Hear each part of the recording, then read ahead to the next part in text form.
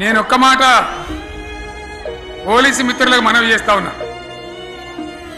ప్రజాస్వామ్యంలో ప్రజలకు అడిగే హక్కు ఉంటుంది, తప్పకుండా అడుగుతారు ప్రజలు.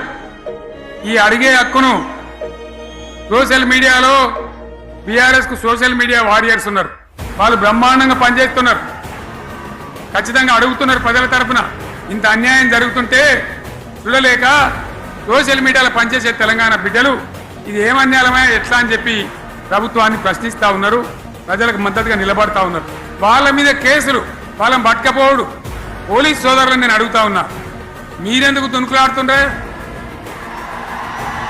మీకేమక్కడ వచ్చింది?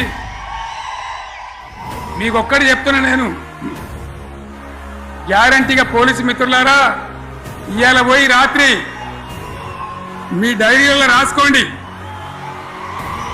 మీ డైరీలలో రాసి పెట్టుకోండి.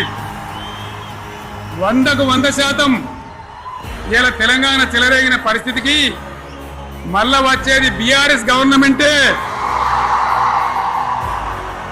అది ఎవరు కూడా ఆపలేడు, అది ఎవరి తరం కాదు, ఎవరి వశం కాదు.